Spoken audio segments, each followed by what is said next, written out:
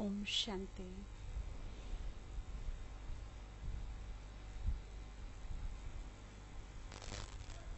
अनेक जन्मों की तपस्या का फल भगवान देने के लिए अब उपस्थित हुए हैं। कभी कभी तपस्या के मार्ग पर चलते चलते हम बाबा को भी बहुत कॉमन वे में ले लेते हैं, क्योंकि जो चीज बहुत मेहनत से मिलती है उसकी हमें बहुत वैल्यू होती है, और जो इजीली मिल जाए, बिना मेहनत के मिल जाए, तो शायद उसकी इतनी वैल्यू हमारी नजरों में नहीं होती। तो चलते चलते हम भी यही सोच लेते हैं कि बाबा बहुत इजी वे से मिल गए, घर बैठे मिल गए, राह चलते मिल गए, कोई मेहनत तो करनी नहीं पड़ी, है ना। तो उसको भी कॉमन सा बना करके रखते हैं। उसकी वैल्यू जितनी होनी चाहिए शायद उतनी नहीं होती। पहला प्रश्न तो ये ही, क्या बाबा हमें बहुत इजी वे में बिना मेहनत के मिले हैं? जो यस कहता है कि हाँ, हमें कोई मेहनत नहीं करनी पड़ी, बहुत सहज रीति से हमको बाबा मिल गए, वो हाथ खड़ा करेंगे। अच्छा, दूसरा, जो समझते हैं कि नहीं, बहुत मेहनत करनी पड़ी उसको प्राप्त करने के लिए, ऐसे कौन हैं? ऐसे बहुत थोड़े हैं, लेकिन ये थोड़े ही सही हैं। द्वापर युग से लेकर अब तक जितनी कड़ी भक्ति, जितने कड़े उपवास, कठिन तीर्थ यात्राएं, यज्ञ तप हवन तीर्थ जितने हमने किए हैं ना, उतने चारों युगों में कोई नहीं कर सकता। और यही परिणाम हुआ कि भक्ति का फल क्या मिला? स्वयं भगवान मिल गया, जिसने हमें जो रास्ता बताया। परमात्म सुख इस आत्मा में भरा था। द्वापर युग में जैसे ही दुख की फीलिंग शुरू हुई तो सुख का सागर कहीं ना कहीं याद आने लगा। हमारी तलाश शुरू हुई। किसी ने कहा कि हिमालय पर नंगे पैर चले जाइए, भगवान के दर्शन हो जाएंगे। हम नंगे पैर चले गए। किसी ने कहा कि कटरीली राहों पर जाइए तो शायद साक्षात्कार हो जाए, हमने वो भी किया। किसी ने कहा कि अच्छा 21 दिन ना निर्जल उपवास रखिए तो खुश होकर, प्रसन्न होकर भगवान दर्शन दे देंगे, वो भी किया। अच्छा ठीक है, नींद को, चैन को त्याग दीजिए, पूरी रात जागरण जगराता कीजिए तो शायद दर्शन हो जाए। अब दर्शनों की बात तो खत्म हो गई, बहुत कुछ कर लिया, दर्शन होते नहीं। फिर एक आशा जागी मन में कि चलो भगवान के दर्शन नहीं होते, उसके पैरों की धूल ही मिल जाए तो जीवन सफल हो जाए। उसके पद चिन्हों को ढूंढने में लग गई। यहां मिल जाए, वहां मिल जाए, इधर मिल जाए, उधर मिल जाए। अनेका अनेक जन्म इसी तड़फ में, इसी चाह में मैं जन्मी, और इसी चाह और तड़फ को लेकर के मेरी मृत्यु हो गई। लेकिन मैं उसे ढूंढ नहीं पाई।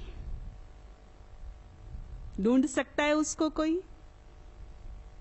जिसकी महिमा में ही कह दिया है कि वो अपरम अपार है, उसका पार पाया, तो उसे कोई ढूंढ सकता है? लेकिन ये तड़फ केवल एक तरफ नहीं थी, ये दूसरी तरफ भी थी। लेकिन दोनों ही ड्रामा के बंधन में बंधे हुए थे। आप सभी भी, बहुत सारे माता पिता बैठे हैं, कैसा रिश्ता है अपने बच्चों से आप सभी का? बच्चे घर की रौनक होते हैं, शोभा होते हैं, श्रृंगार होते हैं, भरा भरा रहता है घर। अगर किसी कारणवश उन्हें आपसे दूर जाना पड़ जाए, नौकरी करने, बिजनेस करने, पढ़ने, कैसा लगता है आपको? घर वीरान वीरान लगने लगता है, सूना सूना, मन भी नहीं लगता, लेकिन एक मजबूरी है ना? वो भी हमारा माता पिता है, केवल कहने के लिए नहीं, वास्तव में मेरा माता पिता है। अभी तक केवल गाया तुम मात पिता हम बालक तेरे, समझा नहीं, उसकी फीलिंग्स को कभी भापा नहीं। जैसे हमारे बच्चों के प्रति हमारी फीलिंग्स होती है, दिल, भावनाएं, प्रेम, फर्ज, कर्तव्य, वैसी ही फीलिंग परम पिता की भी अपने बच्चों के प्रति होती है। बस फर्क इतना है कि हम शरीर के माता पिता हैं और वो आत्मा का माता पिता है, लेकिन है माता पिता। माता पिता के भाव उसके अंदर विराजमान है। जब उसका परम धाम खाली हुआ होगा, जब उसके लाडले, उसके नैनों के नूर, उसके सिर के ताज, उसके घर के श्रृंगार उससे दूर हो रहे होंगे, कैसा लग रहा होगा उसको? तड़प तो उधर भी थी, लेकिन एक समय, एक बंधन ऐसा है जिसे वो भी नहीं पार कर सकता। और जैसे ही ड्रामा में सीन आया तो उसने हमें ढूंढने में देरी नहीं की, 1 सेकंड में ढूंढ लिया। और ये साबित करता है कि मैं उसकी निगरानी में थी, इसीलिए ढूंढने में 1 सेकंड की भी देरी नहीं की। चाहे कितना भी पिछड़ा से पिछड़ा गांव का एक कोना है, वहां से भी निकाल लिया, है ना? कहां कहां से उसके छुपे हुए रतन निकल करके आगे आ गए। किसने ढूंढा? इजीली मिला क्या? कितने जन्म लगा दिए हमने उसको तलाशने में, पुकारने में, ढूंढने में। कितनी ये आंखें रोई। बस आंखें बंद की, मृत्यु को प्राप्त हुए तो उसका ही नाम जपते हुए, आंखें खुली तो उसकी ही फिर तलाश शुरू।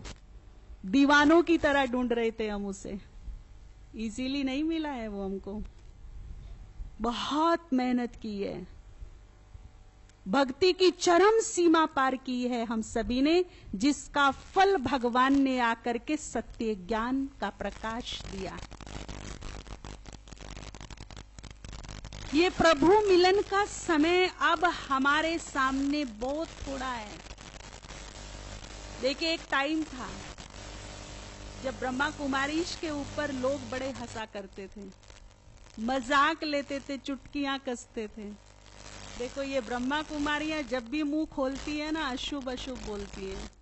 मां विनाश होगा, दुनिया खत्म हो जाएगी, ये हो जाएगा, वो हो जाएगा। परंतु समय बड़ा बलवान है। आज समय ने ऐसी करवट बदली है कि ब्रह्मा कुमारी तो चुप है, विनाश के बारे में वो कोई बातें नहीं करती। पहले जो कर ली सो कर ली, लेकिन अभी वो मोस्टली चुप रहती हैं। उनका बहुत बड़ा काम संभाल लिया है बड़े बड़े साइंटिस्ट ने, बड़े बड़े ज्योतिषाचार्य ने, मीडिया ने। आज साइंटिस्ट बता रहे हैं कि अगर हालात यही बने रहे तो इस सृष्टि का महाविनाश होने से कोई नहीं रोक सकता। अभी पूरे वर्ल्ड के कॉन्फ्रेंस हुई थी ग्लोबल वार्मिंग को लेकर के, पूरे संसार के वैज्ञानिक आए। 3-4 सालों में जो टेम्परेचर बढ़ा है 2-3 डिग्री, यदि ये आने वाले 2-3 सालों में 2-3 डिग्री और बढ़ गया तो जितना पानी है ये डबल हो जाएगा सृष्टि पर। ग्लेशियर तेजी से पिघलेंगे। क्या होगा फिर? समझ सकते डबल पानी का मतलब क्या होता है? हैं? और मीडिया इसका प्रचार करती है। देखिए, कोई ना कोई न्यूज चैनल पे ऐसी ऐसी घटनाएं दिखाते रहते हैं, सीरिया में ये हो गया, इराक में ये हो गया, रूस ये तैयारी कर रहा है, अमेरिका वो तैयारी कर रहा है, और एक और नया अभी हिटलर पैदा हो गया है। कहां पर है? चीन, कहां बताते हैं उसको? कोरिया में जी।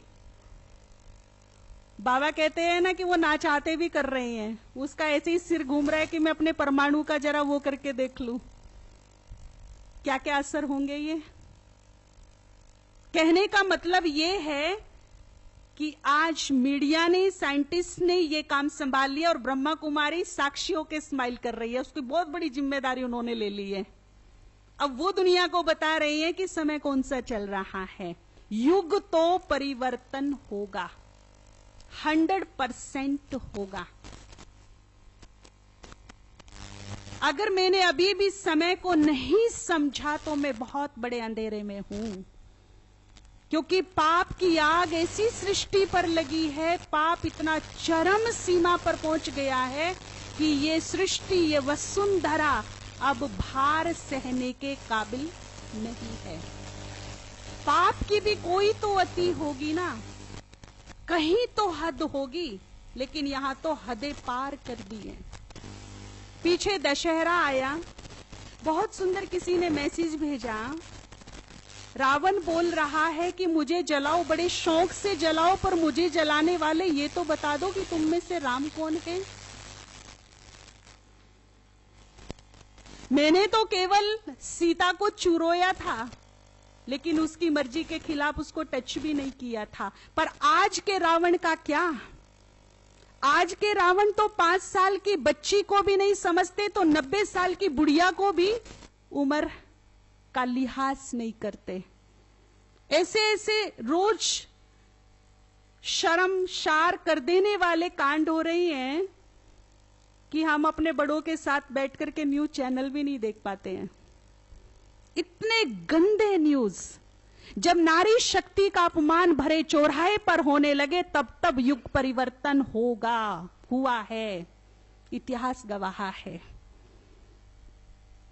इतना ही नहीं, शास्त्रों में कहा गया है, माता कभी भी कुमाता नहीं बन सकती। कलयुग कितना भी गहरा क्यों ना हो जाए, अति पर क्यों ना पहुंच जाए, लेकिन हम अपनी खुली आंखों से, खुले कानों से देख रहे हैं कि कोख से जन्मे बच्चे को माता मर्डर करा रही है। पिता को बाप, बाप को बच्चा मार रहा है, कहीं मां बच्चे को मार रही है, त्राही माम हुआ पड़ा है चारों तरफ। कुछ देशों में ऐसी खौफनाक न्यूज सुनी, कुछ महिलाएं गर्भ धारण करती हैं, जब वो 3-4 मास का होता है वो उसको बेच देती हैं। बड़े रईस लोग उसको खरीदते हैं और कहा जाता है कि दुनिया का सबसे टेस्टी मांस होता है खाने में। वो निकली ना शिश की अंदर से। ये पाप की चरम सीमा है। पीछे हम लोग पुणे में थे, एक बहन ने सेंटर के एक ऐसा न्यूज सुनाया कि जो बाबा कहता था ना कि तुम्हारे दिल से निकलेगा कि बस करो भगवान, बस करो, तब बाबा बस कर देगा। उसने ऐसा न्यूज सुनाया कि सच में अंतरात्मा से आवाज निकली कि बस करो। एक शराबी बेटा शराब पीकर आता है और अपनी सगी मां का रेप करता है। मां शर्मसार हो गई, सुसाइड कर लिया, फांसी लगा ली। अब आप सोचिए, यदि अभी भी मैंने अपना तीसरा नेत्र नहीं खोला तो कब खोलूंगी? समय को पहचानिए, कहां प्रवेश कर गए हैं हम। ये कलयुग अब अति से भी अति के ऊपर पहुंच चुका है। इसका विनाश तो होगा, इसे कोई नहीं रोक सकता। लेकिन उससे पहले मुझे क्या करना है? मुझे क्या करना है? जिन्हें भगवान मिल गए, आज मैं आपको एक भविष्यवाणी करके जाती हूं। एक दिन आएगा जब आप याद करेंगे कि बहन ने कुछ बोला था।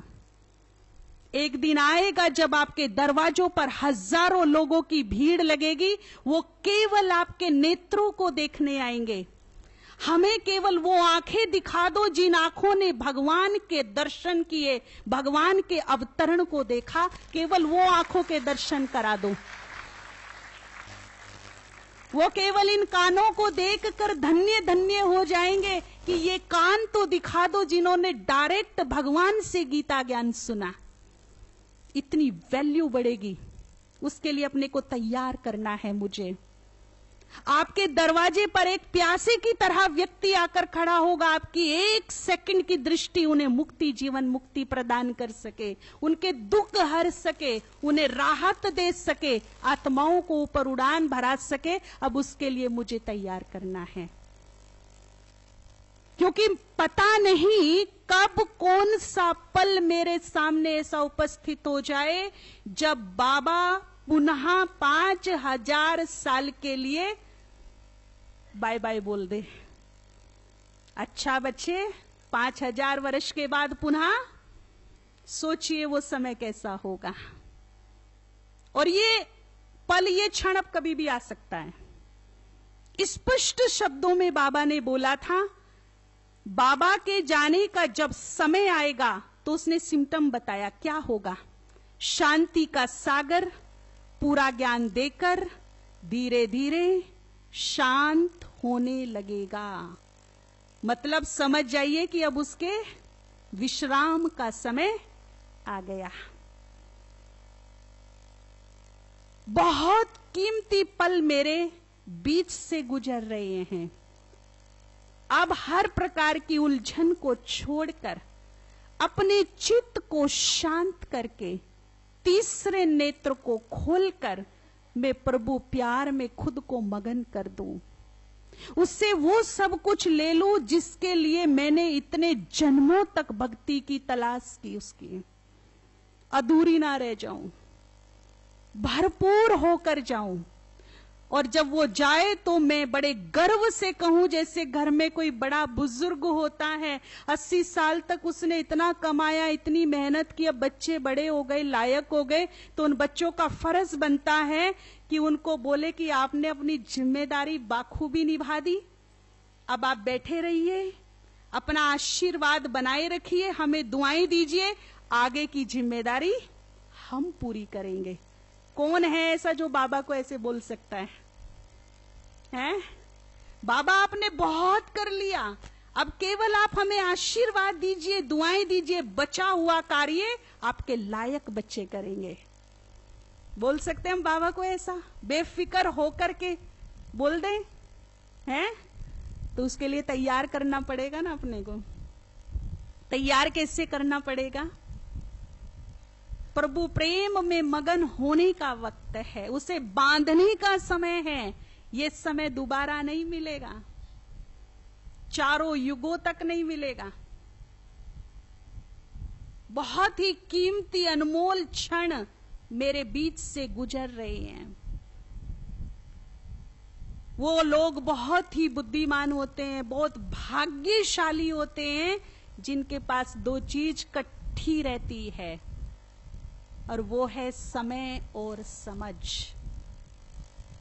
अक्सर करके क्या होता है, समय होता है तो समझ नहीं होती, और जब समझ मिलती है तब हाथ से क्या निकल गया होता है। अब हमारे बाबा ने हमें समय का भी ज्ञान दे दिया, और समय रहते क्या करना वो समझ भी दे दी है। दोनों को कस के पकड़ लो, एक हाथ में समय और एक हाथ में समझ। समय पर समझदारी से काम लीजिए। बुद्धिमान व्यक्ति सुंदर अवसरों को कभी नहीं खोते, उनका लाभ उठाते, उनका फायदा लेते हैं। तो अब भगवान को बांधने का वक्त आ चुका है, उसको बांध लीजिए।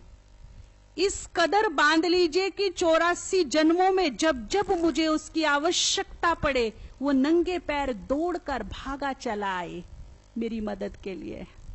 मैं पुकारूं, वो सामने खड़ा मिले। इस कदर का बंधन मेरा और उसका हो जाए।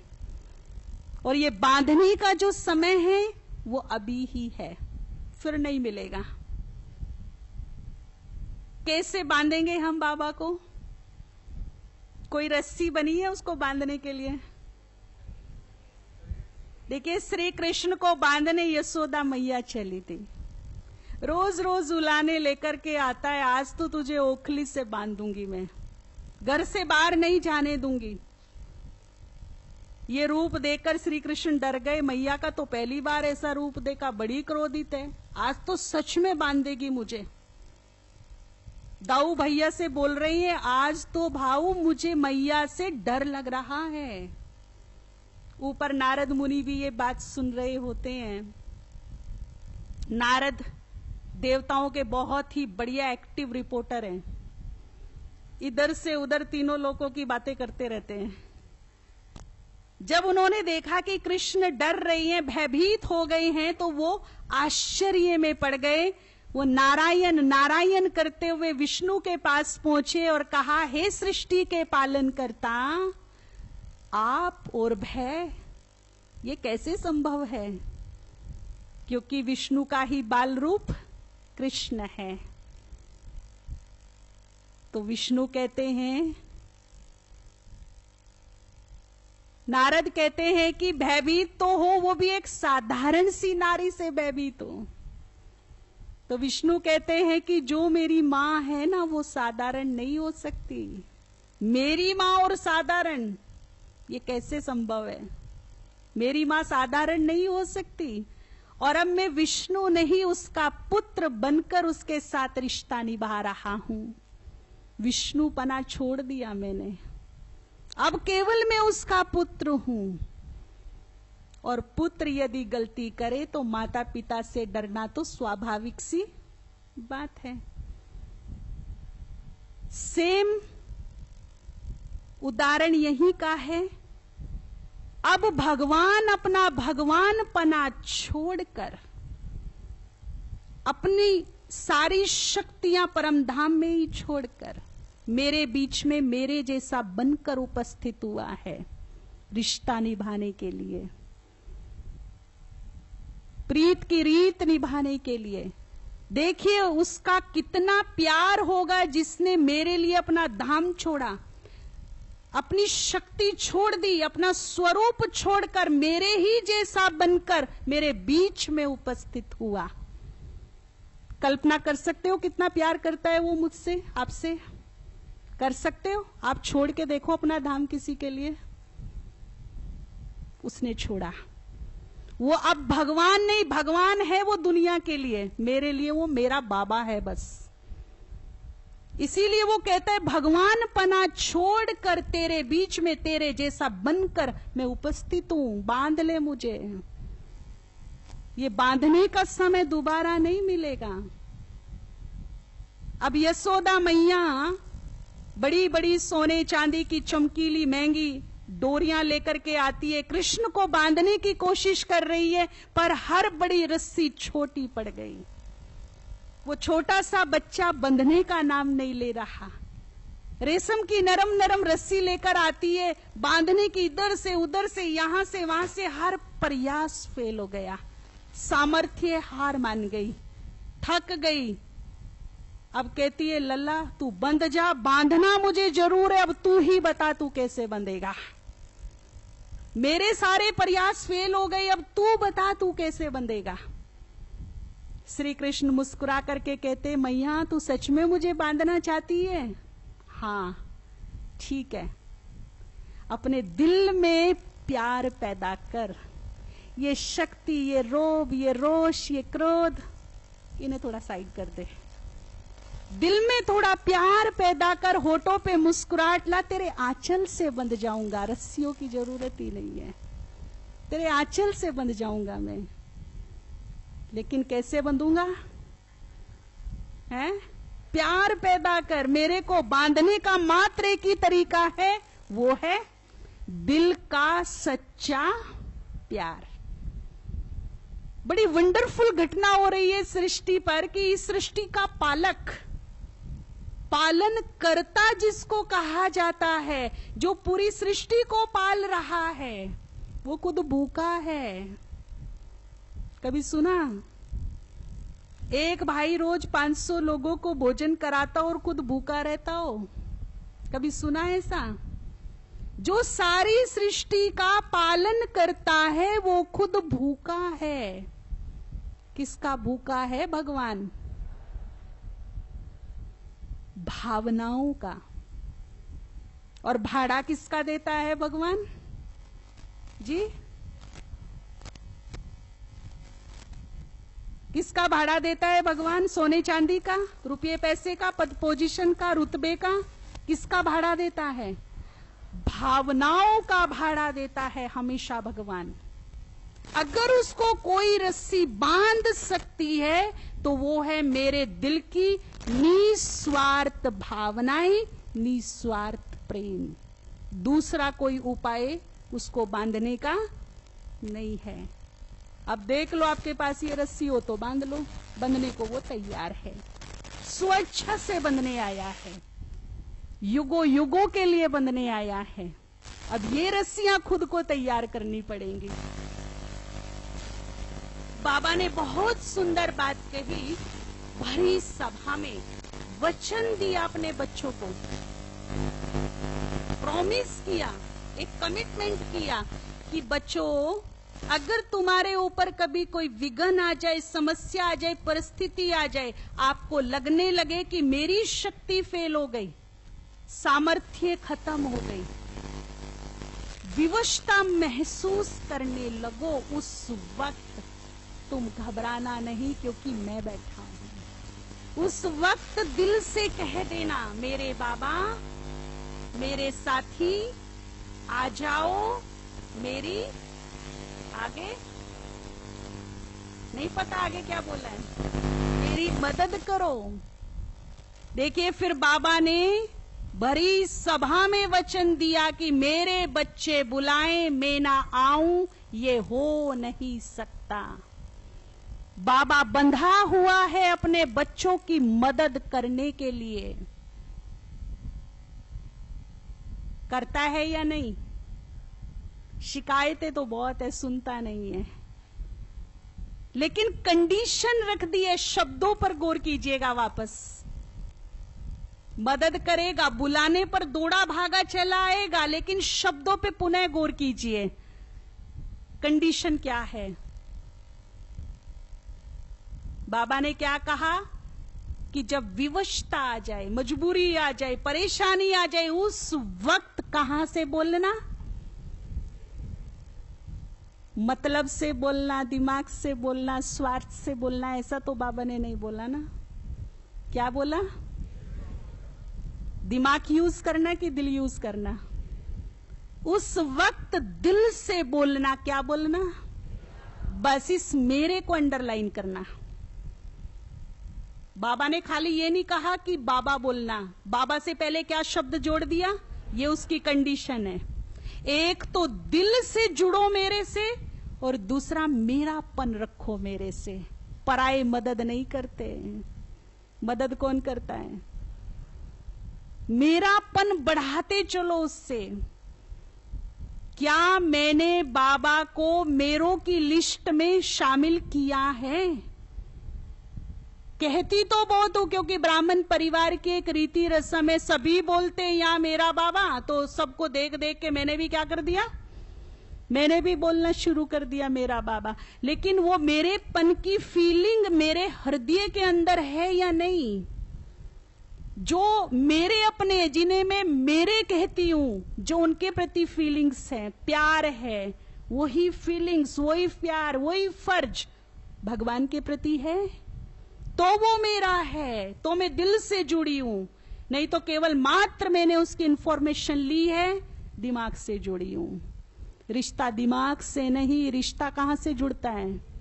दिल से जुड़ता है, क्योंकि दिल में ही प्यार पैदा होता है। और रिश्ते में क्या होना बहुत जरूरी है? प्यार। केवल वो ज्योति बिंदु है, निराकार है, परमधाम का वासी है, मुझ आत्मा का पिता है, ये इंफॉर्मेशन है ओनली। इतना ही काफी नहीं है। रिश्ता बनाना पड़ेगा, फीलिंग्स लानी पड़ेगी, जुड़ना पड़ेगा। और फिर देखिए मेरी लाइफ में चमत्कार, ना हो तो कहना। तो ये केवल बोलने तक सीमित है या वास्तव में मैंने उसको मेरा बनाया है? क्या कहते हो? जो कहते हैं कि हाँ मैंने दिल से बाबा को मेरा बनाया, वो जरा हाथ खड़ा करो, देख लो, सोच समझ के हाथ उठाना जी। आपने भी सोच लिया अच्छी तरह से? कितने सालों से ज्ञान में हो? बस अब तो बड़े छोटे से बच्चे हो, अभी तो आपको ही मेरा मेरा बनाने में लगा पड़ा है बाबा। और कोई 5 साल वाला है? 5-7 साल वाला कोई है जिसने बाबा को मेरा बना लिया? आपने बना लिया? कितने साल से? 7 साल से रोज मुरली सुनते हैं। और भी कोई घर में ज्ञान में चलता है? कौन? नहीं, घर में और कौन आता है ज्ञान सुनने के लिए? सब आते हैं, सब आए हैं, रोज आते हैं। अच्छा, कौन कौन है वैसे घर में? फैमिली में कौन कौन है? आप और आपके हस्बैंड। दिल की बात जुबा पर आ गई। जो मेरे थे मुंह पर फटाफट नाम आ गए, बाबा का कहीं नामो निशान नहीं है मेरी फैमिली में। इसीलिए बाबा को बार बार कहना पड़ता है, बच्चे दिल से जुड़, दिल से मेरा बोल, मुझे मेरों की लिस्ट में शामिल कर मुझे। हैं माता जी, ये आपकी बात नहीं, 1000 जगह पूछा होगा, रिस्पॉन्स यही मिला है। इसीलिए तो बाबा को कहना पड़ रहा है ना बार बार। आज से आपके लिए बहुत बड़ी खुशखबरी का दिन है। अगर आपके घर में 4 सदस्य हैं तो एक को और बढ़ा लीजिए। वो कौन? सुना नहीं मैंने। जब नया मेंबर आता है तो खुशखबरी होती है ना, सबको सुनाते हैं। आज से मेरे घर का हेड मेरा बाबा, मेरे घर की सारी हेडक हेड की। अपने आप छोटे बन जाओ, बच्चे बन जाओ, हेड उसको बना दो, सारी हेडक उसके हवाले कर दो।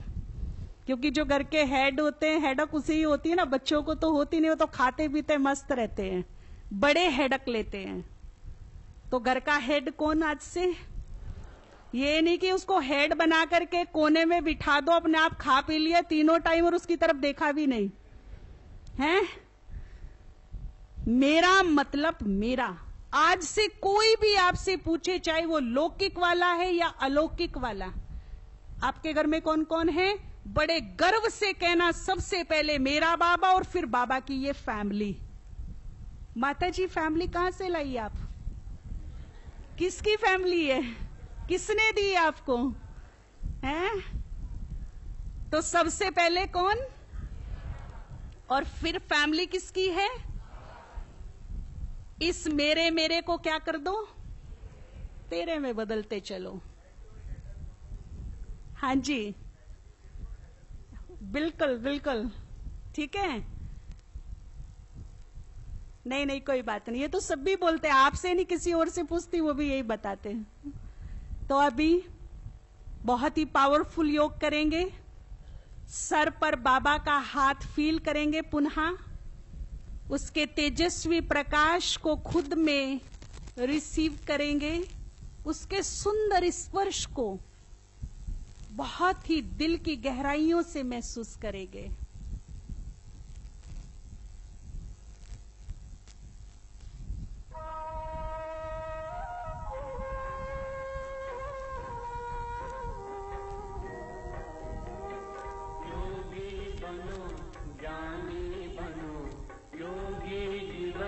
प्यारा योगी बनो, ज्ञानी बनो, योगी जीवन है प्यारा।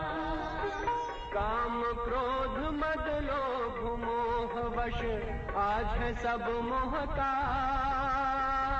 योग लगा कर पाप मिटा ले, स्वर्ग सजा ले तू आज। काम क्रोध मद लोभ मोह वश आज है सब मोहताज। योग लगा कर पाप मिटा ले, स्वर्ग सजा ले तू आज। जन्म जन्म की प्यास बुझा ले, पावन बन सरकार।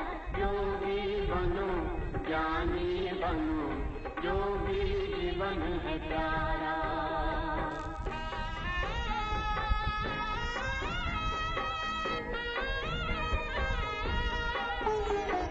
संगम युग में परम पिता शिव कहते हैं राज। तू है एक अविनाशी आत्मा, सुन लो मेरी आवाज। संगम युग में परम पिता शिव कहते हैं राज। तू है एक अविनाशी आत्मा, सुन लो मेरी आवाज। सुख शांति और पावनता से झोले भर लो आज। योगी बनो ज्ञानी बनो, योगी जीवन है प्यारा।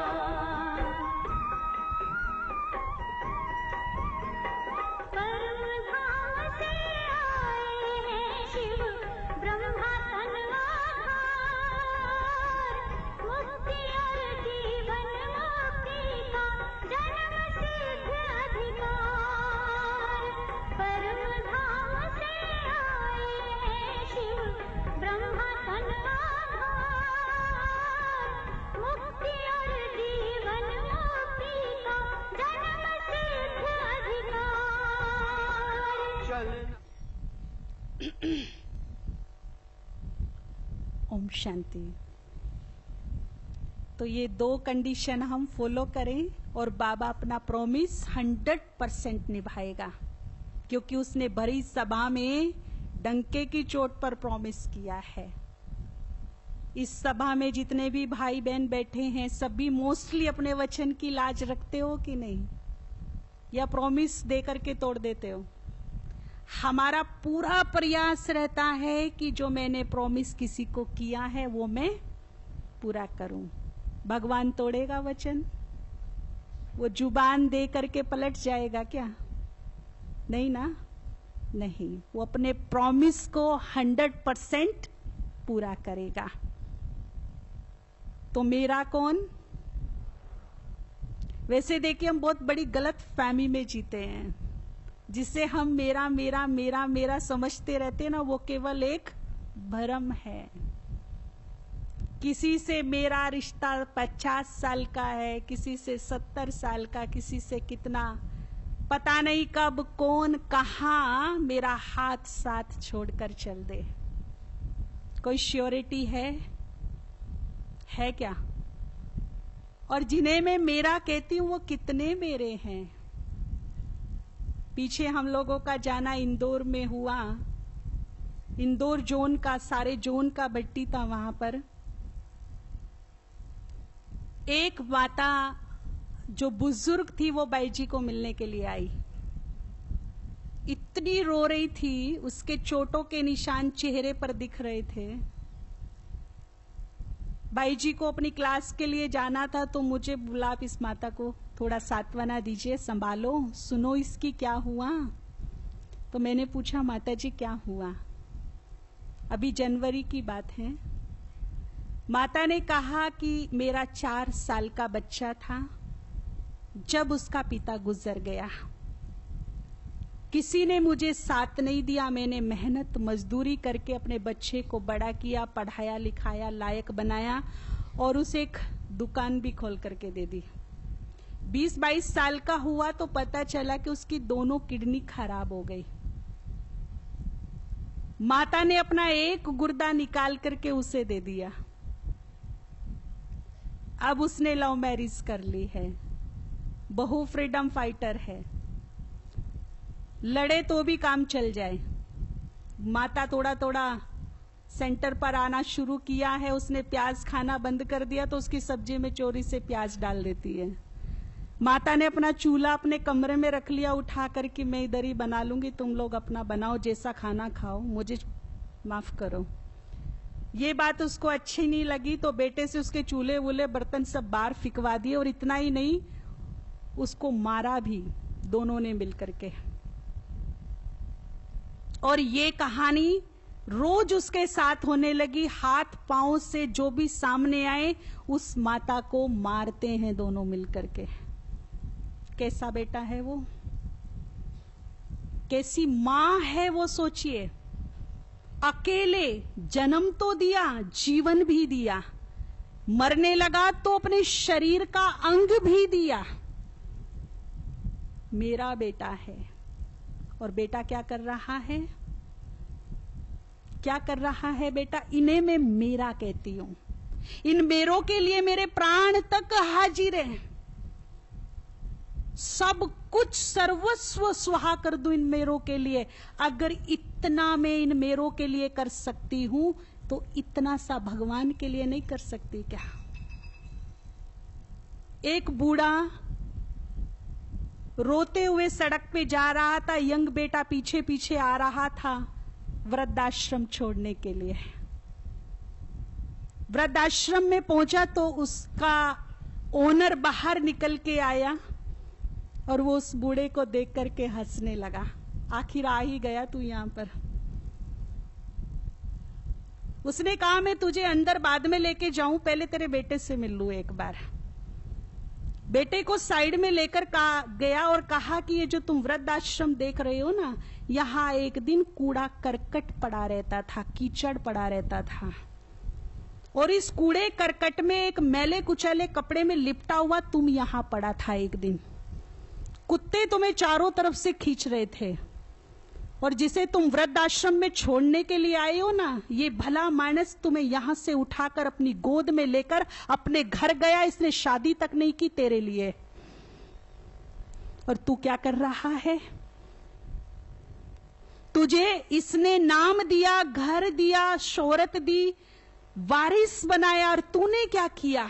तू क्या कर रहा है? तू उसके भाई का बेटा नहीं है, तू तो यहां पड़ा था, यहां से उठाकर ले गया था ये तुझे। शर्म आनी चाहिए। ये कलयुग की संतान है, इनसे यही अपेक्षा रखी जा सकती है, इससे अधिक। घर घर की कहानी है, किसी की ओपन रह जाती, किसी की छुप जाती है। कम से कम यहां जो बाबा के बच्चे बैठे हैं, जिन्होंने देवत्व को धारण करना है, वो अपने बड़े बुजुर्गों के साथ ऐसा व्यवहार ना करें। कहां कसर छोड़ी है उन्होंने? और कुछ नहीं दे सकते, केवल उनको मान सम्मान तो दीजिए, उनका आशीर्वाद तो लीजिए, दुआएं तो लीजिए। सब कुछ तो दे दिया उन्होंने। अब आपकी बारी है, उनकी बारी तो खत्म हो गई। भले कोई वृक्ष फल ना दे रहा हो, छांव तो दे रहा है ना।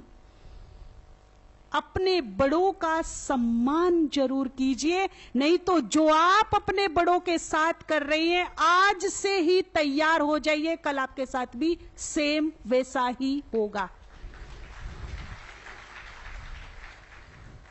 अपने बड़ों को रिस्पेक्ट देना। बाबा को बिल्कुल अच्छा नहीं लगता कोई अपने बुजुर्गों को, अपने बड़ों को परेशान करे, तंग करे, उन्हें नौकर की तरह बना करके रखे, उनका अपमान करे, उनकी रोटी गिने। हद करते हैं आजकल के बच्चे। मां को तू रख ले, बाप को मैं रख लूंगा। गरीब से गरीब झोपड़ी में रहने वाले मजदूर मां बाप 7 बच्चों को पाल लेते हैं, अपने पेट पे पट्टी बांध करके 7 बच्चों का भरपेट करके तब सुलाते हैं, और जब 7 बच्चे यंग होते हैं तो वो बंटवारा करते हैं।